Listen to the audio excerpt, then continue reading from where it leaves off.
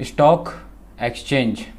Stock exchange अब हम लोग आज ये समझने वाले हैं कि किस तरीके से प्रैक्टिकल एरा में ये स्टॉक एक्सचेंज मार्केट, जिसको हम लोग स्टॉक मार्केट नाम से भी जानते हैं या फिर शेयर मार्केट के नाम से भी जानते हैं। शेयर मार्केट एक्चुअल में कुछ इस तरीके से काम करता है, जैसे कि अगर मैं बोलता हूँ, सपोज करो कि आप एक मार्केट में अपने एक सेकंड हैंड गुड्स को आप बेचने के लिए गए हैं।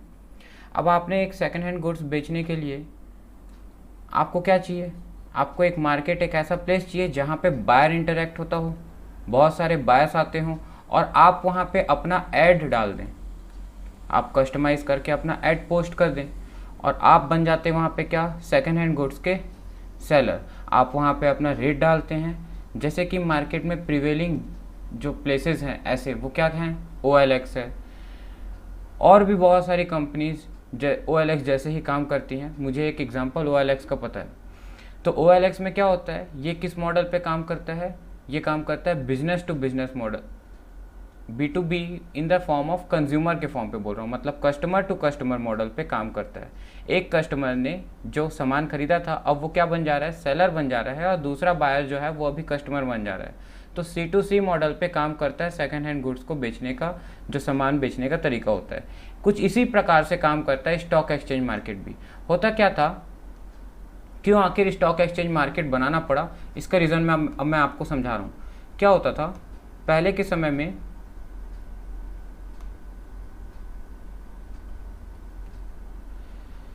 लोग पैसे नहीं लगाना चाहते थे कंपनी में। लोग सोचते थे मेरे पास दो ऑप्शन है, एक इन्वेस्टर जिसके जेब में पैसे हैं, मान लो 1 लाख रुपए उसके पास है, तो वो 1950s 60s 70s 80s में जो एक प्रचलन बना हुआ था हमारी कंट्री में कि आप फिक्स डिपॉजिट कर सकते हो, बैंक में FD जमा करा सकते हो। इस पर आपको 6 to 8% का क्या मिल जाता था, पर एनम इंटरेस्ट मिल जाता था, ब्याज, फिक्स डिपॉजिट करने में। अब आप ये सोचते थे कि ये बैंक जो होता है ये सबसे सेफेस्ट इन्वेस्टमेंट होता है। लोगों की टेंडेंसी भी पहले क्या थी कि हम जो पैसे मेहनत से कमा रहे हैं उसको हम ऐसी जगह इन्वेस्टमेंट करें जो क्या हो, सेफ हो। हमारी लगाई हुई इनकम का वो पार्ट जो हम सेव कर रहे हैं वो ऐसी जगह सेविंग इन्वेस्टमेंट में कन्वर्ट हो, वो इस जगह से सेविंग इन्वेस्टमेंट में कन्वर्ट हो जहाँ पे हमारा पैसा सबसे ज़्यादा क्या रहे, सेफ रहे। क्योंकि लोगों का जो पहले रिस्क कैपेसिटी था, रिस्क मैनेजमेंट कैपेसिटी था, वो बहुत क्या था, लो था। लोग बिल्कुल भी नहीं चाहते थे कि वो अपनी इनकम गंवाएं, क्योंकि उस समय पे इंडिया की जो इकोनॉमिक कंडीशन भी है वो भी बहुत हाई नहीं थी। तो लोगों के पास जो इनकम अर्निंग कैपेसिटी थी वो भी ज़्यादा नहीं थी। तो लोग क्या करते थे, FDs में अपने पैसे जमा करना प्रीफर करते थे, rather to purchase the companies IPO। Company के जो इनिशियल पब्लिक ऑफरिंग निकलती थी। अच्छा, इनिशियल पब्लिक ऑफरिंग क्या होता है, जिस मार्केट से सबसे पहली बार, देखो 2 प्रकार के मार्केट होते हैं, एक होता है मनी मार्केट और दूसरा होता है क्या, कैपिटल मार्केट। ठीक है। अब जो मनी मार्केट है ना, इसमें हम क्या देखते हैं, जैसे आपने स्कैम 1992 देखा होगा। स्कैम 1992 में क्या होता है, स्कैम 1992 में वो यूज़ करता है मनी मार्केट के पैसे से कैपिटल मार्केट में परचेस करने में, और वहाँ से मार्केट को चेंज करता है। कैसे, तो मैं आपको समझाता हूँ। याद करो, वो एक ब्रोकर बन जाता है, एक बैंक का ब्रोकर SBI का बन करके उससे वो क्या ले लेता है, तो उससे BR बैंक रिसिप्ट ले लेता है। बैंक रिसिप्ट लेके पैसा उसके जेब में उतना आ जाता है, फिर वो बहुत जल्दी, आपने सुना होगा कॉल मनी, जब एक बैंक दूसरे बैंक को 1 दिन के ब्याज पे पैसा देती है, 1 दिन 2 दिन, बहुत शॉर्ट टर्म के लिए, और उस पर हाई रेट ऑफ इंटरेस्ट होता है। तो ये बैंक टू बैंक डील कराने में जो कमीशन एजेंट ब्रोकर बनता है ना, वो बन गया था कौन, वो स्कैम 1992 वाला। अब उसके पास भाई 15 दिन के लिए क्या पड़ा हुआ है, पैसे पड़े हुए हैं। बैंक टू को अच्छी डील मिलेगी तब पैसा देगा, जब तक डील नहीं मिली तब तक इसके जेब में पैसा पड़ा है। उसी पैसे को ये अनऑथराइज तरीके से, बिना उसका पैसा होते, क्योंकि ये ब्रोकर था यहाँ का भी, मनी मार्केट का भी और कैपिटल मार्केट का भी, उस पैसे को ये कैपिटल मार्केट में उतार देता था। अब कैपिटल मार्केट में 2 प्रकार के मार्केट हैं, एक तो है प्राइमरी मार्केट और दूसरा है क्या, सेकेंडरी मार्केट, जिसके बारे में अभी हम लोग पढ़ रहे हैं। स्टॉक एक्सचेंज मार्केट या शेयर मार्केट भी इसको कहा जाता है। तो प्राइमरी मार्केट में वो उसने क्या किया, उसने मतलब यहाँ से डायरेक्टली बात किया कंपनी से, एसीसी से और बाकी लोगों से, और बोला कि हम क्या करेंगे, हैवी बाइंग दिखाएंगे, किसी कंपनी की हैवी बाइंग दिखाएंगे और उसके शेयर के रेट को रातों रात क्या कर देंगे, बहुत हाई कर देंगे। बहुत हाई करने से क्या होगा, ज़्यादा बाई दिखेगा तो प्राइस क्या होते जाती है, बढ़ते जाती है। अब ये तो हमको पता ही है कि जैसे जैसे डिमांड बढ़ती है प्राइस भी क्या होते जाती है, बढ़ते जाती है। जब बहुत ज़्यादा प्राइस पहुंच गई एक पीक पर, अचानक से हम मार्केट में क्या कर देंगे, जितनी क्वांटिटी हमने बाय करी सब सेल आउट कर देंगे। और ये बहुत 15-20 दिन के अंदर मार्केट को इतना हैवीली फ्लक्चुएट करता था, और करने के बाद वो क्या करता था, उस पैसे को निकाल के हैवी प्रॉफिट अर्न कर लेता था और बाद में फिर उस पैसे को वापस दे देता था इस बैंक को। और अचानक से जब एक साथ इतने सारे शेयर्स बेच दिया तो अचानक से मार्केट फिर क्या हो जाता था, गिर भी जाता था। तो यहाँ से इतना बढ़ाया और यहाँ से इतना घटाया, तो टोटल इतने का उसने क्या कमा लिया, प्रॉफिट कमा लिया। अब बात समझना, अगर मेरे को कोई कंपनी पहले, जब ये सेकेंडरी मार्केट पहले था नहीं, सुन पा रहे हो, पहले ये सेकेंडरी मार्केट नहीं हुआ करता था। भारत ने ये सेकेंडरी मार्केट तो बहुत 1950s के बाद लॉन्च किया, लेकिन उसके पहले हमारा जो सिस्टम था वो सेकेंडरी मार्केट में काम नहीं करता था प्रॉपर वे में। हम सिर्फ प्राइमरी मार्केट में काम करते थे। मतलब कैपिटल मार्केट एक ऐसा मार्केट है जहां से कैपिटल रेस करती है कंपनीज, वो भी कौन सी कंपनी, पब्लिक कंपनी, क्योंकि जनता से पैसा लेने का अधिकार सिर्फ किसको होता है, पब्लिक कंपनी को, ना ही प्राइवेट कंपनी को होता है, ना ही 1 पर्सन कंपनी को होता है। तो जनता से जो जनरल पब्लिक है, जो कि शेयर होल्डर बनेगी, वो पैसे आईपीओ में लगा करके ऐसी जगह पैसा क्यों फंसाना चाहेगी जहां पे उसका प्रिंसिपल अमाउंट उसको कभी उसके बुरे वक्त के समय उसका ही कमाया हुआ पैसा कभी वापस ना मिले, और बस वापस क्या मिले, जिंदगी भर बहुत छोटा सा उस प्रिंसिपल का नॉमिनल सा अमाउंट, वो भी कभी मिले या ना मिले, नॉमिनल सा अमाउंट, किस नाम से, किस रूप में, डिविडेंड के फॉर्म में।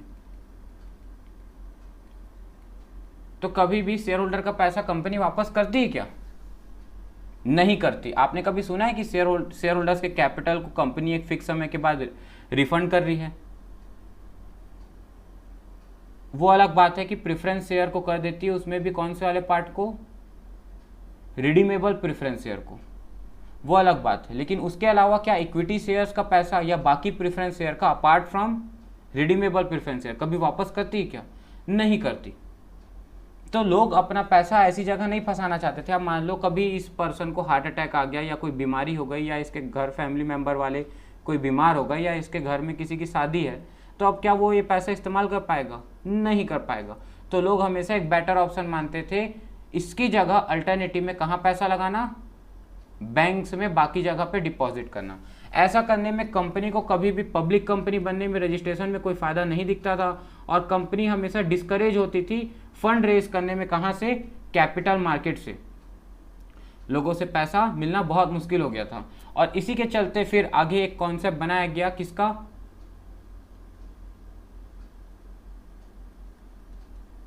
स्टॉक एक्सचेंज मार्केट का। भारत सरकार ने भारत के अंदर पे 2 सिस्टम बनाए, 2 डिपॉजिटरीज बनाई,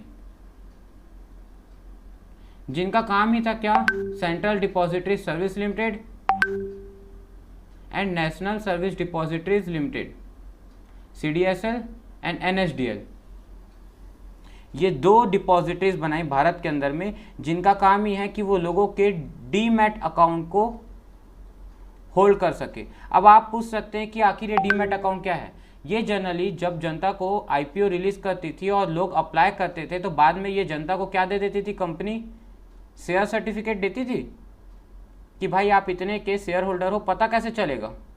तो उसके लिए कुछ शेयर सर्टिफिकेट कुछ देती थी कि नहीं देती थी, बिल्कुल देती थी। और वही शेयर सर्टिफिकेट आज डिजिटल फॉर्म में दिया जाता है। किस फॉर्म में दिया जाता है,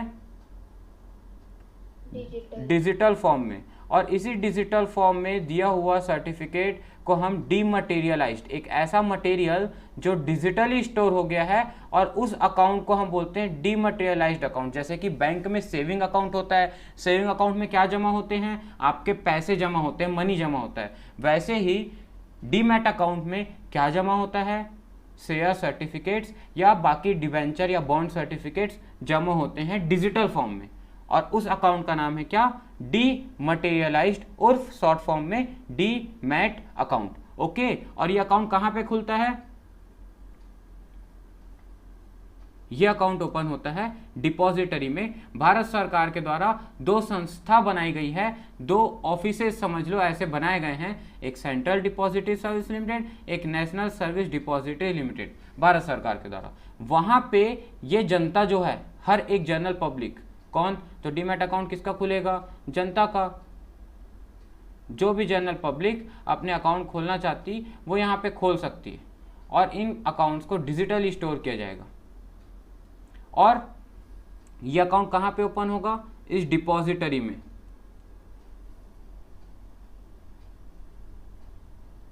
ठीक है। अच्छा, क्या जनरल पब्लिक बस रहती, नहीं, कंपनी, जनरल पब्लिक, जो भी पर्सन, जो मतलब पर्सन की डेफिनेशन भी जो भी आता है of the person section 2 subsection 20 of the companies act 2013 के हिसाब से जो भी पर्सन की डेफिनेशन में आता है, association of person, general public, company, हर वो पर्सन जो एक फॉर्म में शेयर्स को खरीदना और बेचना चाहता है मार्केट में जुड़ के।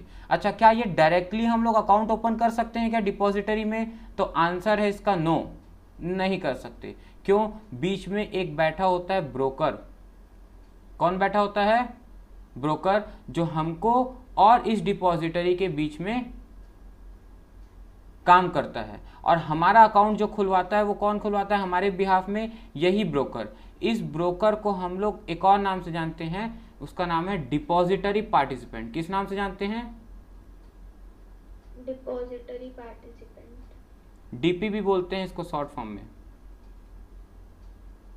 ये डिपॉजिटरी पार्टिसिपेंट्स जैसे कि शेयर खान हो गया, इंडिया इन्फोलाइन हो गया, एंजल ब्रोकिंग हो गया, ये जितने भी जीरोधा हो गया, ग्रो ऐप हो गया, तो ये जो आप अलग अलग ऐप या बैंक्स जो कि आप सुनते होंगे ब्रोकिंग का काम कराते हैं, जैसे कि अभी LIC का IPO रिलीज हो रहा है, तो वो भी कहाँ से रिलीज हो रहा है, इन डिपॉजिटरी पार्टिसिपेंट के थ्रू, डीपीज के थ्रू। हम पेटीएम भी आजकल अपना पेटीएम इन्वेस्टमेंट बैंक बना लिया है, और हर एक रिनोड बैंक्स आज के डेट पे एक डिपॉजिटरी पार्टिसिपेंट का काम कर रही है। उसके लिए ये अप्रूवल लेते हैं इसी डिपॉजिटरी से, और इनको अप्रूवल देने के लिए एक और पर्सन काम करता है जिसका नाम है सेबी। जब भी स्टॉक मार्केट की बात होगी, सेबी का एक मुख्य रोल होगा, खास करके 1992 के बाद से, स्कैम 1992 के बाद से सेबी, पहले क्या था, ये सिक्योरिटीज एक्सचेंज रेगुलेशन एक्ट था, लेकिन बाद में इसको पावर दे दी गई और एनफोर्स कर दिया गया securities exchange board of India बना के। ये ओन, मैनेज, गवर्नमेंट कंट्रोल सब कुछ करता है। सेबी के फंक्शंस के बारे में भी हम आगे पढ़ेंगे कि किस तरीके से ये इन्वेस्टर्स को प्रोटेक्ट करता है, कंपनीज को एक नया मार्केट प्रोवाइड कराता है, और किस तरीके से हमारे stock, Indian stock exchange market system को एक better enhance security, safe security के साथ में ट्रेड करने में, आगे बढ़ाने में मदद करता है। तो इसके बारे में हम protective function, regulatory function, developmental functions के बारे में सेबी क्या बात करेंगे आगे के कुछ हम वीडियोस में, और जब हम आगे चैप्टर्स देखते जाएंगे। तो फिलहाल हम समझ रहे थे कि ये डिपॉजिटरी, तो भारत सरकार ने ये डिपॉजिटरी बना दी, इसके बीच में लगा हुआ है कौन, डिपॉजिटरी पार्टिसिपेंट्स। और ये जो डीमैट है, ये हम लोग अकाउंट एक ओपन करते हैं, और हम इसको अकाउंट को बिना डिपॉजिटरी पार्टिसिपेंट के नहीं खोल सकते। तो अगर मैं प्रोसेस की बात करूं तो जनता किसके पास अकाउंट खुलवाएगी, इस जीरोधा या अपस्टॉक और जो बाकी ये बैंकिंग कंपनीज हैं उनके पास, और ये बैंकिंग कंपनी उन क्लाइंट्स के डिटेल को मैनेज करके किसके पास अकाउंट फॉर्म ओपन करने का डिटेल्स जमा करेगी, इन डिपॉजिटरी के पास। मतलब डिपॉजिटरी से जुड़ा हुआ होता है कौन, डिपॉजिटरी पार्टिसिपेंट, और डिपॉजिटरी पार्टिसिपेंट से जुड़ा होता है कौन, जनरल पब्लिक, कस्टमर, पीपल्स।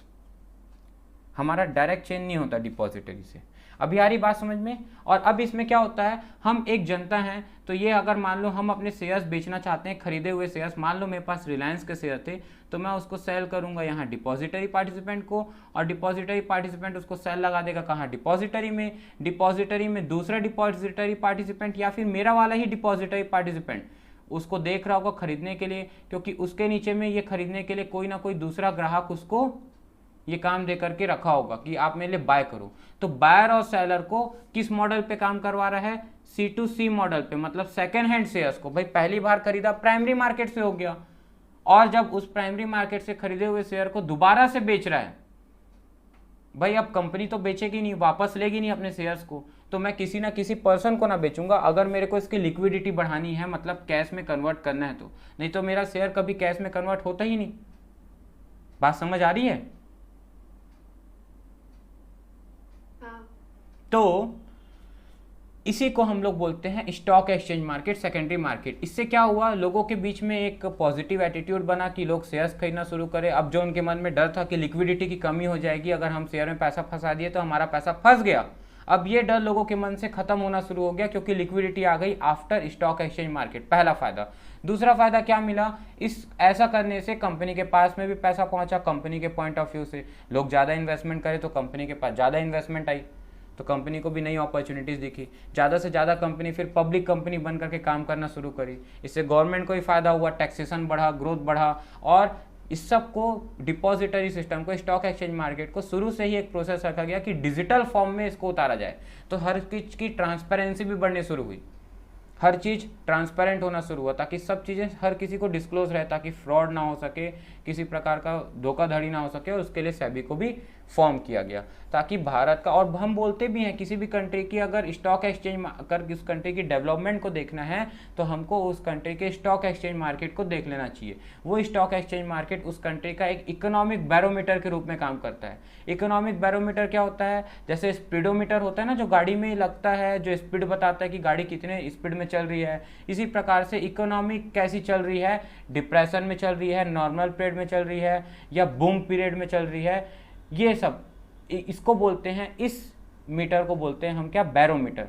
तो इकोनॉमिक बैरोमीटर के बारे में इंडिकेट करने में मदद करता है कौन, ये स्टॉक एक्सचेंज मार्केट। ठीक है, American stock exchange market, Indian stock exchange market. तो इंडिया का जो स्टॉक एक्सचेंज मार्केट है अगर वो बढ़ा हुआ है तो हम ये बोल सकते हैं कि हमारी इकोनॉमी अच्छी खासी काम कर रही है। लेकिन अगर स्टॉक एक्सचेंज मार्केट गिरा हुआ है तो हम ये बोल सकते हैं कि हमारा जो मार्केट है वो बहुत, हमारी जो इकोनॉमी बहुत ज़्यादा डिप्रेशन पीरियड में है। जैसे कोविड में हम सब जानते हैं कि हमारा स्टॉक एक्सचेंज मार्केट क्या हो गया था, क्रैश हो गया था। अब इस पे कुछ स्टॉक एक्सचेंज मार्केट के अंदर में ना, अब जैसे कि ये डिपॉजिटरी है तो इस डिपॉजिटरी से जुड़े होते हैं अलग अलग मार्केट भारत के अंदर में। जैसे कि अगर आप सब्जी खरीदने जाते हो तो आज़ाद चौक का मार्केट, अम्बेडकर चौक का मार्केट, शास्त्री चौक का मार्केट, अलग अलग जगह। वैसे ही अगर आप शेयर खरीदने जाते हो तो भारत के अंदर में कंपनी जहाँ पे लिस्टेड होती है वैसे ही बहुत सारे मार्केट हैं। हर एक स्टेट का अपना एक स्टॉक एक्सचेंज मार्केट है, ठीक है। लेकिन जो कॉमन प्लेटफॉर्म है जहाँ पे सबसे ज़्यादा ट्रेड होती है, जिस मार्केट में भाई बायर और सेलर कहाँ इंटरेक्ट होंगे, एक मार्केट, एक प्लेस पे, तो वो एक मार्केट प्लेस है NSE, नेशनल स्टॉक एक्सचेंज। ये पूरे नेशन का स्टॉक एक्सचेंज है। और दूसरा मार्केट ऐसे ही है BSE, बॉम्बे स्टॉक एक्सचेंज। इन दोनों में ही सबसे ज़्यादा ट्रेड होता है। NSE मतलब नेशनल 50 की जो कंपनीज है, नेशनल 50, वहाँ से बना निफ्टी। निफ्टी क्या करता है, ये बताता है कि जो टॉप 50 कंपनीज परफॉर्म कर रही है अच्छा, उन 50 कंपनी का क्या इंडेक्स है वो बताता है निफ्टी। और सेंसेक्स क्या बताता है, परफॉर्मेंस, कितना प्राइस का रेट चल रहा है शुरू की टॉप 30 कंपनीज का, वो बताता है कौन, सेंसेक्स। तो ये एक प्रकार की प्राइस इंडेक्सिंग है जो आपको आगे अभी पढ़ाएंगे हम, निफ्टी एंड सेंसेक्स।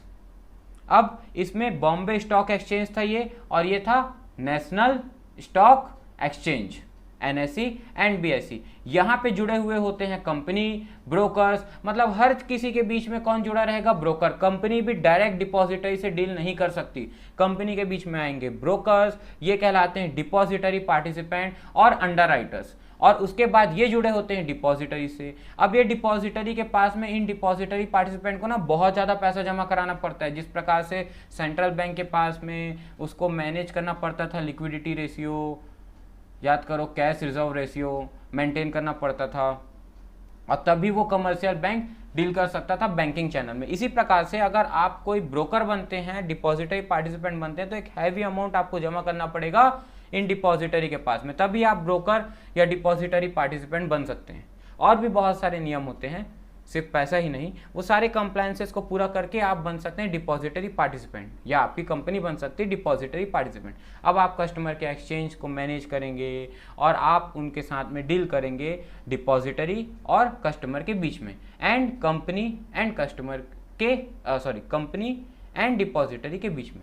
तो भाई कस्टमर और कंपनी के बीच में कौन आ गया, दो पर्सन, एक तो डिपॉजिटरी और दूसरा डिपॉजिटरी पार्टिसिपेंट्स, मतलब उन्हीं डिपॉजिटरी के एजेंट्स भी हम बोल सकते हैं।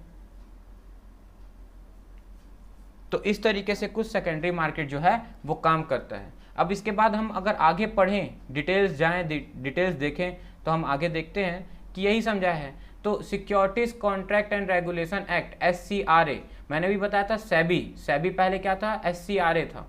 ये डिफाइन करता है स्टॉक एक्सचेंज को एक ऐसी संस्था या एक ऐसी बॉडी ऑफ इंडिविजुअल, चाहे कि वो इनकॉर्पोरेट मतलब बनी हो, मतलब कंपनी मतलब एक्ट में रजिस्टर्ड हो तो उसको कॉर्पोरेटेड बोलते नहीं हैं, तो इनकॉर्पोरेटेड बोलते हैं। तो चाहे इनकॉर्पोरेटेड हो, चाहे ना इस्टेब्लिश करी गई हो, असिस्ट, रेगुलेट और कंट्रोल करने के लिए बाइंग और सेलिंग और डीलिंग इन सिक्योरिटीज, तो एक ऐसा, चाहे वो इनकॉर्पोरेट हुई हो या नहीं हुई हो, जो कि इस्टेब्लिश करी गई, यहाँ कॉमा लगना चाहिए, जो कि इस्टेब्लिश करी गई है इसी पर्पज से कि वो असिस्ट कर सके, रेगुलेट और कंट्रोल कर सके बिजनेस को। किस चीज़ों में, तो असिस्ट मतलब होता है गाइड करना, तो कंट्रोल करने में बिजनेस को, गाइड करने में बिजनेस को, कि वो सिक्योरिटीज को बाय और सेल कर सकें और डील कर सकें उस मार्केट, उस ऑर्गेनाइजेशन को हम स्टॉक एक्सचेंज या शेयर मार्केट भी कहते हैं।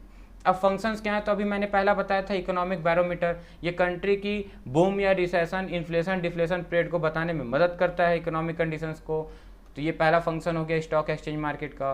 दूसरा फंक्शन क्या हो गया, प्राइसिंग ऑफ सिक्योरिटीज। हम शेयर मार्केट में जब देखते हैं कि ज़्यादा डिमांड है, किसी शेयर की ज़्यादा डिमांड है, तो बताओ क्या होता है, प्राइस बढ़ेगी या घटेगी उस शेयर की। अगर उसकी डिमांड ज़्यादा है तो उसकी प्राइस बढ़ेगी, अगर उसकी डिमांड कम है तो प्राइस कम हो जाएगी। अगर उसकी सप्लाई ज़्यादा है मार्केट में, सेलर ज़्यादा बेचना चाहते हैं तो प्राइस कम हो जाएगी, और अगर सेलर कम बेचना चाहते हैं तो प्राइस बढ़ जाएगी।